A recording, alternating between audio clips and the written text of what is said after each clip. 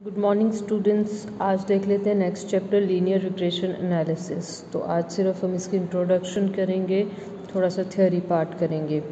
Introduction. Mutual relationship between two series is measured with the help of correlation. देखो हमने correlation किया। Correlation क्या था कि दो वेरिएबल्स का आपस का जो रिलेशनशिप है उनका मैग्नीट्यूड या डायरेक्शन है, हम वो दोनों चीज़ें जो है कोरिलेशन से देखते थे।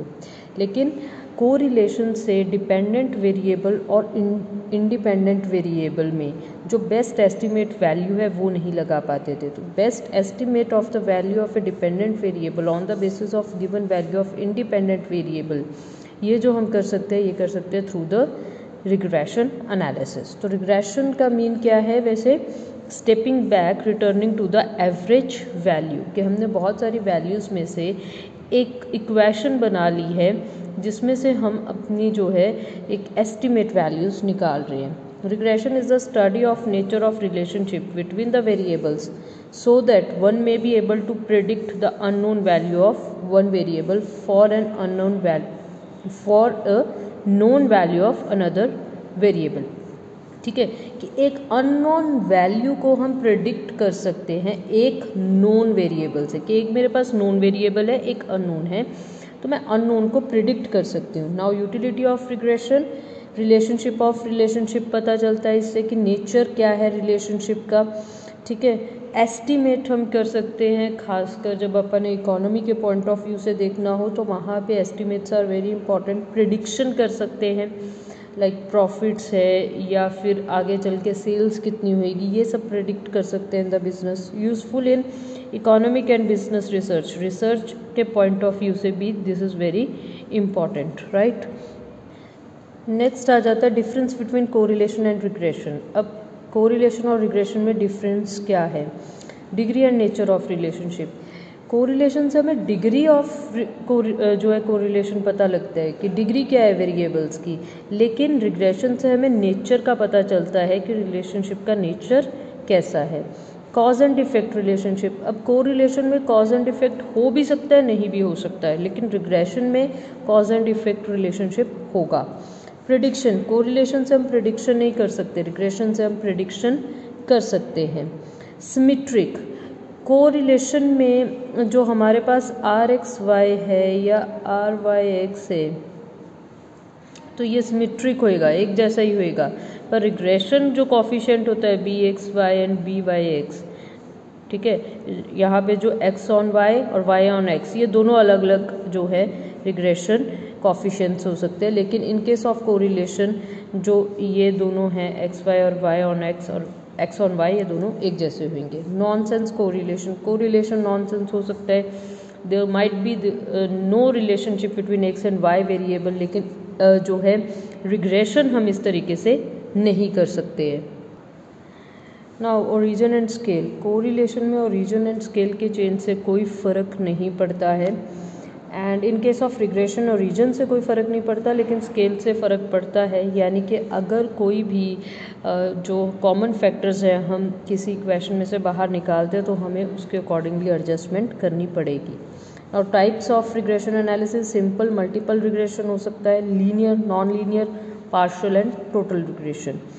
नाउ सिंपल लीनियर रिग्रेशन में लीनियर लाइंस जो रिग्रेशन लाइंस है उसको लाइन ऑफ बेस्ट फिट भी कहा जाता है। इसमें दो तरीके से हम रिग्रेशन लाइंस को बनाएंगे, एक तो एक्स ऑन वाई और दूसरा हो जाएगा हमारे पास वाई ऑन एक्स।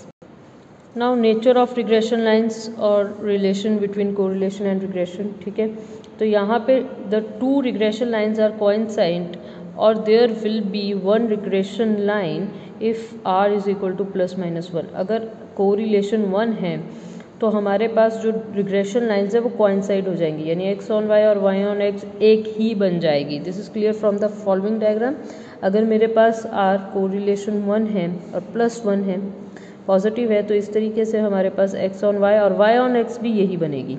ठीक है, और अगर नेगेटिव है तो इस तरीके से डाउनवर्ड स्लोपिंग बनेगी, एक्स ऑन वाई भी यही है, वाई ऑन एक्स भी यही है, r is equal to -1 negative है। The two regression lines intersect each other at 90 degree if r is equal to 0. This is given below. ठीक है। तो r अगर मेरे पास 0 है तो ये इस तरीके से y ऑन x बनेगी और ये बनेगी x on y in case of 90 degree and r इस केस में क्या है हमारे पास 0 है, यानी कि कोरिलेशन 0 है। कोरिलेशन 0 इस तरीके से हम जो है दिखा सकते हैं, राइट।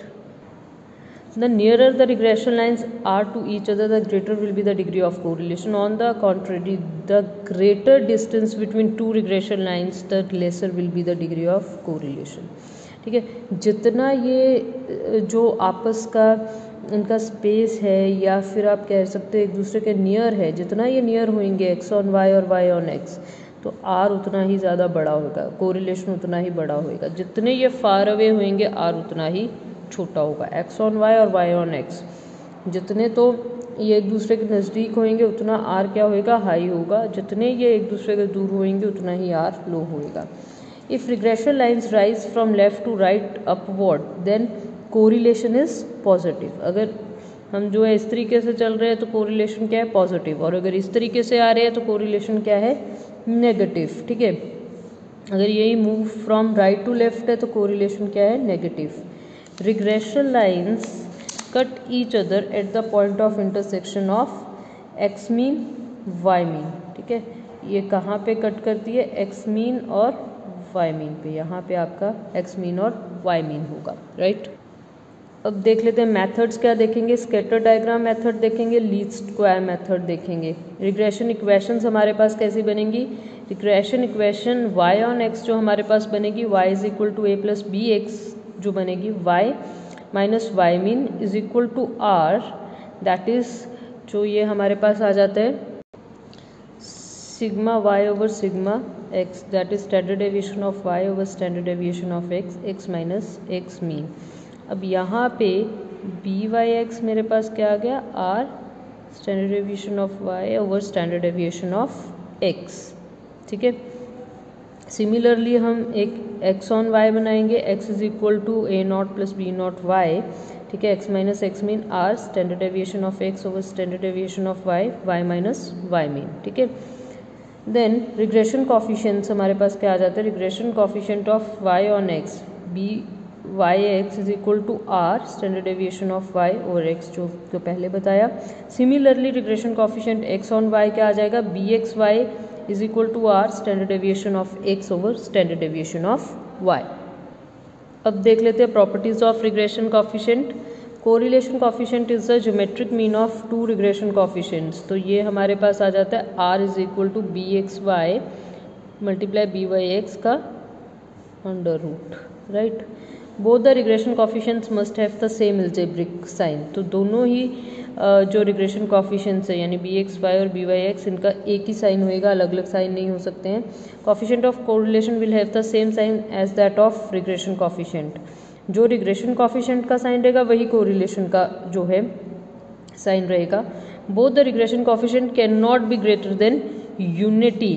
ये जो बी वाई एक्स है एंड बी वाई एक्स है, जो दोनों हैं ये एक वन से जो है बड़े नहीं हो सकते, क्योंकि अगर वन से बड़े हो गए तो हमारे पास r is equal to geometric mean of this होता है, और कोरिलेशन जो है एक वन से बड़ा कभी भी नहीं होता। तो ये दोनों भी वन से बड़े नहीं हो सकते हैं।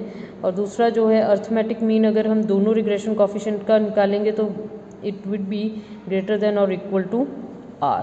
ठीक है, now shift of a region does not affect regression coefficient but shift of scale in scale does affect regression coefficient। ये हमने पहले भी आपको बताया जहाँ पे मैंने ओरिजिन की और स्केल की बात की थी कि ओरिजिन से रिग्रेशन कॉफिशिएंट को कोई फ़र्क नहीं पड़ता, लेकिन स्केल से ओरिजिन जो है रिग्रेशन कॉफिशिएंट को फ़र्क पड़ता है, और वहाँ पे हमें जो है शिफ्ट दिखाना पड़ेगा। तो आज का लेक्चर इतना ही। Thank you very much.